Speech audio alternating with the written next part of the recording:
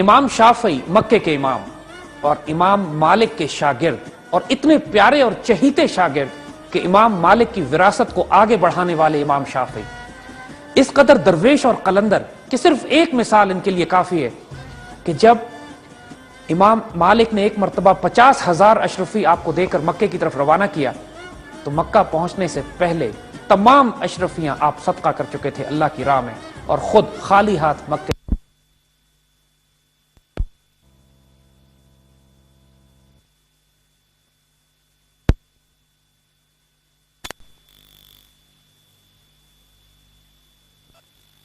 درخشاں ستارہ اور سورج امت مسلمہ کا جنہوں نے شافعی مسلک کی بنیاد رکھی اور یہ شافعی مسلک آج شمالی افریقہ اور نارتھ میں بہت زیادہ مقبول ہے۔ اسی طرح امام احمد بن حنبل تقریباً 241 ہجری کے آس پاس خلیفہ معتصم باللہ فتنہ خلق قرآن اس زمانے میں اٹھا، قرآن خالق ہے یا مخلوق، اس پر امام احمد بن حنبل کا فتویٰ سلطان اپنی مرضی کے مطابق چاہتا تھا، لیکن امام اپنے فتوے پہ قائم رہے اور ہر بات کے لیے قرآن و سنت کی دلیل طلب کرتے تھے۔ اور یاد رکھیے یہ وہ خلفاء ہیں کہ جن کی حکومتوں کی حد ختم نہیں ہوتی، وقت کے تمام علماء اس فتنے کے مقابلے پہ تقریباً کولیپس کر چکے تھے، ان کو یا قتل کرا دیا گیا تھا یا جیلوں میں ڈال دیا گیا تھا یا انہوں نے فتوے تبدیل کر دیے تھے، اور احمد بن حنبل ایک آخری چٹان کے طور پر کھڑے تھے کہ جو اس فتنے میں بادشاہ کی مرضی کے خلاف فتویٰ دے رہے تھے۔ ایک مرتبہ امام کو بادشاہ کے دربار میں لایا گیا، اس قدر کوڑے مارے گئے کہ آپ کا کندھا اتر گیا اور جسم کی کھال اتار دی گئی۔ جب ان کو تقریباً خطرہ یہ ہوا درباریوں کو بھی کہ امام کی جان نکل جائے گی مار کھاتے ہوئے، تو امام کے پاس آگے بڑھ کر ایک مفتی نے کہا کہ آپ کو اپنے آپ کو ہلاکت میں ڈالنے کی کیا ضرورت ہے، دین آپ کو اجازت دیتا ہے کہ آپ اپنی جان بچانے کے لیے کوئی اور فتویٰ دے دیں۔ امام نے اس سے کہا آؤ میرے ساتھ، اور بادشاہ کے محل کی کھڑکی کے پاس گئے اور نکل کر جب اس کو باہر دکھایا تو ہزاروں لوگ کاغذ اور قلم لے کر کھڑے ہوئے تھے، اس بات کا انتظار کر رہے تھے کہ امام اس فتنہ خلق قرآن کے معاملے میں کیا فتویٰ دیتے ہیں۔ امام نے اس کو مخاطب کر کے کہا یہاں تو صرف میری جان جائے گی اگر میں سچ بولنے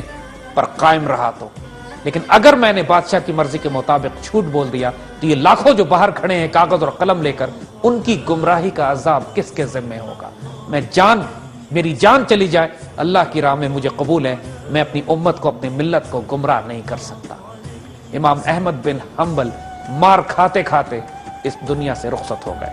لیکن اللہ کے دین سے خیانت نہیں کی۔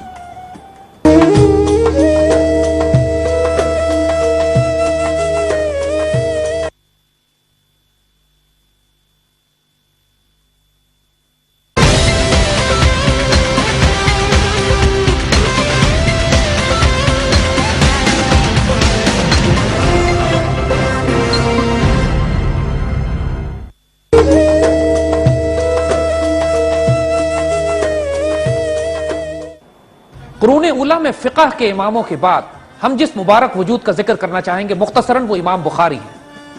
ایک حیرت انگیز وجود جن کے مبارک کام کی وجہ سے آج حضور صلی اللہ علیہ وسلم کی احادیث مبارکہ ہم تک پہنچی ہیں۔ حدیث کے کئی ذخیرے اس زمانے میں تیار کیے گئے جو صحاح ستہ کے نام سے مشہور ہیں، بڑے بڑے جید محدثین جنہوں نے اس قدر تحقیق کے ساتھ عرق ریزی کے ساتھ اپنی جان جلا کر حضور صلی اللہ علیہ وسلم کی احادیث کو جمع کیا، ان میں سب سے بڑا مبارک نام امام بخاری کا ہے، جن کی کتاب بخاری شریف ہمارے پاس آج اپنی اوریجنل شکل میں موجود ہے اور قرآن کے بعد دنیا میں سب سے زیادہ مستند کتاب سمجھی جاتی ہے۔ امام بخاری ایک حیرت انگیز جینیس، ایک غیر معمولی وجود کہ جن کی مثال کائنات میں دینا ناممکن ہے۔ بعض روایتوں کے مطابق آپ کو 3 لاکھ احادیث زبانی یاد تھی، اور بعض روایتوں کے مطابق 70,000 احادیث آپ نے بچپن میں یاد کر لی تھی، اور لوگوں نے ایک مرتبہ ان کا امتحان لینے کے لیے 100 حدیثیں آپ کے سامنے رکھی جن کی روایتیں تبدیل کر دی کہ یہ کس کے حوالے سے یہ حدیث ہم تک پہنچی ہے۔ امام نے وہ 100 حدیثیں سنی، اس کے بعد ان کی روایتیں درست کر کے ان حدیثوں کو دوبارہ دہرا دیا اور لوگوں سے کہا کہ تم نے روایتوں کو تبدیل کرنے میں یہاں پر غلطی کی تھی۔ اتنے بڑے امتحان کو پاس کر کے آپ اس مقام پر پہنچتے ہیں کہ جہاں حضور صلی اللہ علیہ وسلم نے آپ کو بشارت دی، آپ کو اجازت دی کہ حضور کے مبارک کلام کو آپ جمع کر کے احادیث کا خوبصورت ذخیرہ تیار کریں۔ یہ وہ بزرگ تھے، یہ صرف چند جھلکیاں ہم نے آپ کو دکھائی ہیں ان علماء کی جن کی وجہ سے اسلامی فقہ، اسلامی قانون سازی، اسلامی دین اور ہماری تمام احادیث مبارکہ اور قرآن و سنت کے خزانے ہم تک آج پہنچے. یہ سارے کام قرون اولیٰ کی خصوصیات ہیں. اگر ہمارے بڑے اس دور میں اس کام کو اس طرح نہ کرتے، اپنے گردنیں کٹوا کر دین کی بنیادوں کو مضبوط نہ کرتے، بڑے بڑے ظالم جابر بادشاہوں کے سامنے کلمہ حق بیان نہ کرتے، اور اس طرح ساری زندگیاں کھپا کر حضور صلی اللہ علیہ وآلہ وسلم کی احادیث مبارکہ کو جمع نہ کرتے، تو یہ دین اللہ نہ کرے بکھر جاتا. لیکن اللہ نے خود اس دین کی حفاظت کی ذمہ داری لی ہے، اس قرآن کی حفاظت کی ذمہ داری لی ہے، حضور صلی اللہ علیہ وآلہ وسلم کی سنتوں کو زندہ رکھنے کی ذمہ داری لی ہے، اور اسی مبارک کام کے لیے اس طرح کے مبارک وجودوں کو ہر دور میں پیدا کیا جاتا رہا ہے. قرون اولیٰ خاص طور پر اس حوالے سے ایک زرخیز دور تھا کہ جب ہر چپے میں امام بخاری کا تعلق بخارا سے تھا، امام شافعی کا تعلق امام احمد بن حنبل، مالک، ابو حنیفہ، پوری مسلمان دنیا میں پھیلے ہوئے مختلف علاقوں اور خطوں کے علماء،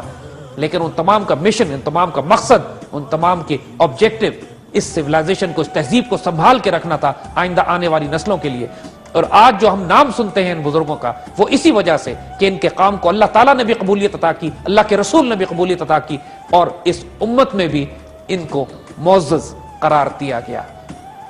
آئندہ آنے والے وقتوں میں انشاءاللہ ہم اور دوسرے علماء، دانشوروں اور فلسفیوں اور پھر سائنسدانوں کی بات کریں گے جنہوں نے قرون اولیٰ میں ایک شاندار اسلامی تہذیب کی بنیاد رکھی جو آج ہم دیکھتے ہیں.